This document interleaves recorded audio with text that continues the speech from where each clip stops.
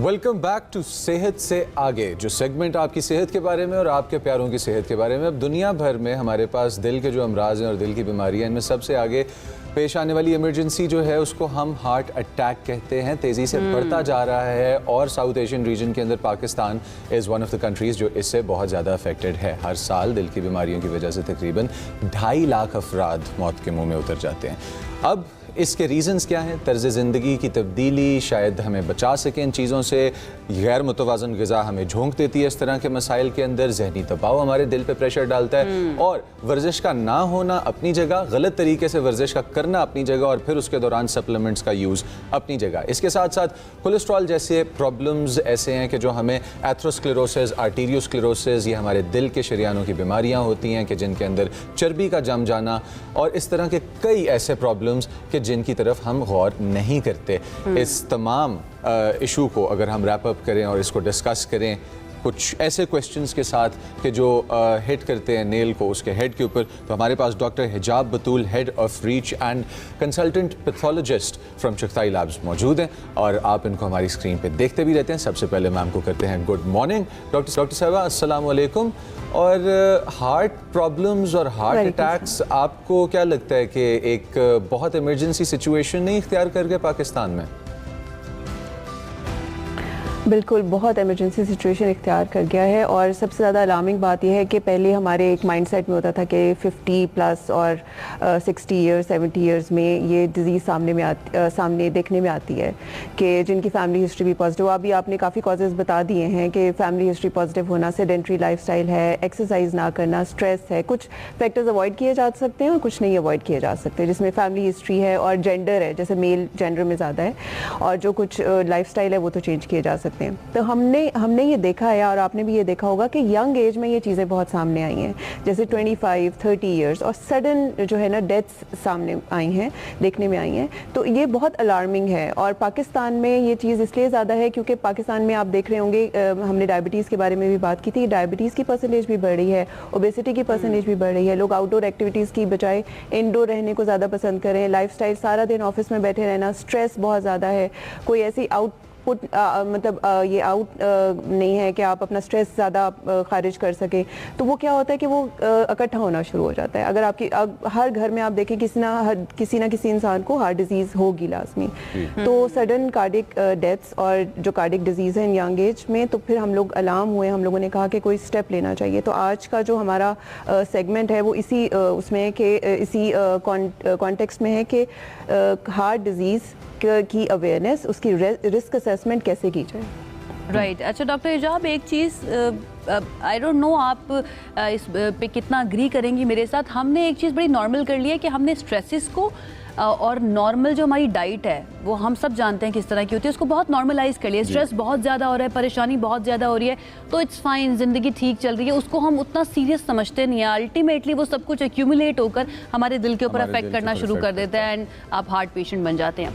इस चीज़ पे हमें कितना ज़्यादा सोचना चाहिए या कितना इनिशिएट करना चाहिए कॉन्वर्सेशन को कि भाई अगर आपको स्ट्रेसेस हैं तो उससे निकलना भी बहुत ज़्यादा ज़रूरी है, उसको नॉर्मलाइज मत करें। ऑलरेडी एक तो नेशनल लेवल के ऊपर भी हमारे ऊपर काफ़ी स्ट्रेसर्स आ रहे होते हैं, इसके बारे में आपकी क्या राय है? इसकी आप बिल्कुल सही कह रही हैं, बिल्कुल सही बात है। अच्छा, अगर मैं बात करूं कि ये जो खामोशी से ये दिल का जो डिज़ीज़ है, हार्ट डिज़ीज़ है, ये सामने आती है, बिल्कुल हमें लग रहा होता है हमारी नॉर्मल लाइफ चल रही है, बिल्कुल ठीक है, हम ऑफिस जा तो रहे हैं, काम तो कर रहे हैं, हमारा स्ट्रेस हम मैनेज तो कर रहे हैं, लेकिन वो मैनेज नहीं हो रहा होता, पाइल अप हो रहा होता है, स्ट्रेस लेवल ज़्यादा है, हार्मोन्स ख़राब हो रहे हैं। और जो हमारी डाइट है कि हम कुछ लोग स्ट्रेस ईटिंग भी बहुत ज़्यादा करते हैं। My father died due to sudden cardiac arrest. बिल्कुल सुबह ऑफिस गए हैं एंड शाम को ही वॉज नो मोर। वो अब ये चीज़ कभी नहीं भूलेगी और ये चीज़ आई एम श्योर किसी ना किसी फैमिली में जिसमें भी ये एपिसोड हुई है वो उनकी ज़िंदगी में ट्रॉमा बनेगा। इस चीज़ को हम लोगों ने वो टारगेट करना है कि इस चीज़ से बचा कैसे जाए। ठीक है, हमें सबको पता है कि हमारी डाइट भी ख़राब है, स्ट्रेस भी है, अब क्या करें। करना ये है कि सिम्टम्स आने से पहले अपने आप को स्क्रीन करना है। मैं बिल्कुल ठीक हूँ, आप भी बिल्कुल ठीक हैं, सब लोग अपना काम कर रहे हैं। तो हमने क्या करना है कि अपना एक रेगुलर एक जर्नल सा स्क्रीनिंग करा लेनी है। जो आज कुछ चीज़ें मैं बताना चाहती हूँ कि जो कि शायद आम इतना ज़्यादा हम लोग डिस्कस नहीं करते। अक्सर तो हम लोगों को ये पता होता है कि जी फास्टिंग लिपिड प्रोफाइल करवा लें, या कोलेस्ट्रॉल का बार बार देखने में आया कि जी कोलेस्ट्रॉल हाई हो गया हो जी खराबी हो गई। ऐसी बात नहीं है। बहुत ज़्यादा चीज़ें हैं जो कि हार्ट डिजीज़ रिस्क असेसमेंट में ज़रूरी होती हैं। एक तो बड़े बड़े कैलकुलेटर्स हैं, इंटरनेशनल हैं, उसके लिए कार्डियोलॉजिस्ट के पास जाने की ज़रूरत है। अगर आप ये चाहते हैं कि आप अभी फॉर एग्जांपल आप अपनी जॉब से उठे, आपने एक सैंपल दिया, ब्लड सैंपल, और उससे आपकी हार्ट रिस्क असेसमेंट हो सकती है, उसके बारे में मैं आज बात करूंगी। कोलेस्ट्रॉल के बारे में एक मिथ है कि कोलेस्ट्रॉल तो है ही बुरा, हाई कोलेस्ट्रॉल बड़ी खराबी हो गई। ऐसी बात नहीं है। लिपिड प्रोफाइल का मकसद यही है कि कोलेस्ट्रॉल में गुड कोलेस्ट्रॉल भी है, अच्छे वाला, और बैड कोलेस्ट्रॉल भी है, बुरे वाला। कोलेस्ट्रॉल अगर अल्लाह ताला ने हमारी बॉडी में जो चीज़ बनाई है बगैर मकसद के नहीं बनाई। कोलेस्ट्रॉल हमारी बॉडी में सेल्स के उसमें भी स्ट्रक्चर में भी है, वो वाइटामिन्स में भी है, विटामिन डी बनाने में कोलेस्ट्रॉल का अहम रोल है, हार्मोन्स में है। तो कोलेस्ट्रॉल हमें चाहिए तो सही। तो अब हमने ये देखना है कि गुड कोलेस्ट्रॉल हमने ज़्यादा रखना है यानी कि लिमिट में, और बैड कोलेस्ट्रॉल को कम करना है। बैड कोलेस्ट्रॉल क्या होता है? बुरे वाला। वो हार्ट अटैक कब होता है कि जब जो हार्ट की जो वेसल्स हैं वो कंस्ट्रिक्ट हो जाती हैं, नैरो हो जाती हैं, उसमें लिपिड, चिकनाई, इन्फ्लेमेटरी सेल्स और डेब्री वगैरह वो ज़्यादा जमा हो जाता है। वो जब नैरो होंगी तो हार्ट को सप्लाई नहीं होगी, ब्लड सप्लाई नहीं मिलेगी। ब्लड सप्लाई नहीं होगी तो हार्ट अटैक यानी कि नेक्रोसिस, इस्कीमिया वगैरह ये सामने आएगा। ठीक है। बैड कोलेस्ट्रॉल को मैंने कम करना है, गुड डॉक्टर इजाब, कोलेस्ट्रॉल को ज़्यादा एक सवाल मैं आपसे पूछना चाहूंगी। आपने कहा कि एक सेहतमंद बंदे को भी अपनी स्क्रीनिंग करवानी चाहिए, and I completely agree with you.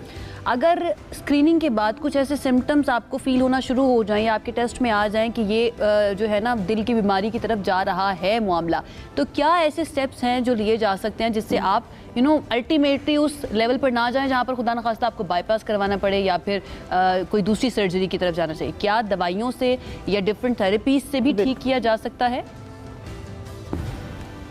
बिल्कुल बिल्कुल बिल्कुल बिल्कुल इसी तरफ मैं आ रही थी कि ये लिपिड प्रोफाइल तो हो गई। चुगताई लैब ने इस चीज़ को करने के लिए, केटर करने के लिए एक स्पेशल हार्ट प्रोफाइल जो है ना वो हम लोगों ने लॉन्च की है। बेसिक हार्ट प्रोफाइल और advanced heart profile, heart health profile है बेसिकली।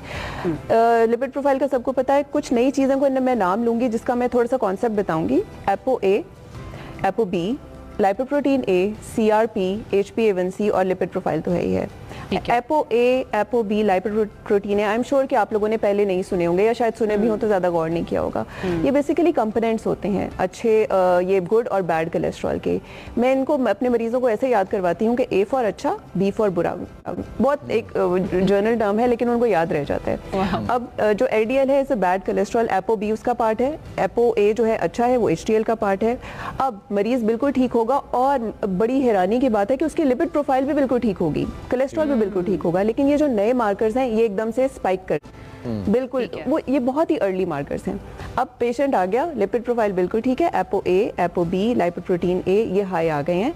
तो इसका क्या मतलब है कि पेशेंट को बिल्कुल परेशान होने की ज़रूरत नहीं है। इसका मतलब है कि कंग्रेचुलेशंस, आपने बहुत अच्छे टाइम के ऊपर अपनी रिस्क असेसमेंट कर ली है। इसका मतलब है कि अगर 10 लोग हैं उन शायद 8 लोगों को इतना रिस्क ना हो, आपको ज़्यादा रिस्क है।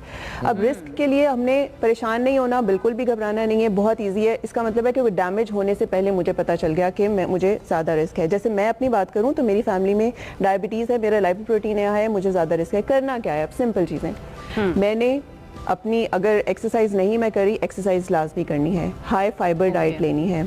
मैंने फुल फ्रूट्स का, जूसेस नहीं, full fruits, high fibre vegetables का ज़्यादा इस्तेमाल करना है। स्ट्रेस को अपनी ज़िंदगी से निकालना है। जान है तो जहान है, राइट? तो अगर कितना स्ट्रेस ले लेंगे, कितने हार्मोन्स खराब कर लेंगे। अगर आपकी ज़िंदगी में अगर इस तरह की चीज़ें हैं, आप अपने फ्रेंड्स के पास जाएं, आउटिंग करें और एक्सरसाइज करें, एक्सरसाइज के गेम्स खेलें, उससे आपके हैप्पी हार्मोन ज़्यादा होते हैं। डॉक्टर इजाब, ये बताइए कि आप अपनी डाइट से निकाल क्या दें, एक्सक्लूड क्या कर दें जब आपको पता चल जाए कि हाँ मेरे दिल के अंदर थोड़ा सा मसला शुरू हो रहा है? तो आपने बताया कि आप एक्सरसाइज करें, हाई फाइबर डाइट लें, एक्सक्लूड क्या करना है? कौन सी चीज़ें जो बिल्कुल नहीं खानी है, जो पाए, निहारियाँ, ये सब छोड़ देना है? मेरे पास एक पेशेंट आया, उनको मैंने कहा जी निहारी नहीं खानी। उन्होंने कहा अच्छा वो चिकनाई के बगैर वाली निहारी खा सकते हैं? मैंने कहा जी अगर ऐसी इन्वेंशन हो गई है तो मुझे बता दें। तो जो चीज़ें हमें, आई थिंक कि हम लोग इतनी अवेयरनेस हो चुकी है, मैदा, चीनी, चिकनाई, फ्राइड आइटम्स, जो है हमारी जो फिजी ड्रिंक्स हैं, और जो जंक फूड है, पिज्ज़ाज और ये वाली चीज़ों से इज्तनाब करना है। निहारियाँ नो, पराठास नो, कुछ लोगों की whole आपने wheat पूरी पूरी डिश बंद कर दी है हाई वैसे। Cholesterol, high carb I think and highly processed diet, ये सारी चीज़ें जो ज़ुमरे में आती हैं हमें ख़त्म Yeah. कर देनी चाहिए। थैंक यू डॉक्टर साहिबा, आपने अपना टाइम इतना इंपॉर्टेंट वक्त निकाला और आपने हमें ज्वाइन किया। At the same time Pakistan के एक बड़े बर्निंग इशू के बारे में आपने बात की कि लाखों लोग अपनी ज़िंदगी गवा बैठते हैं टाइम पे स्क्रीनिंग ना करवा के।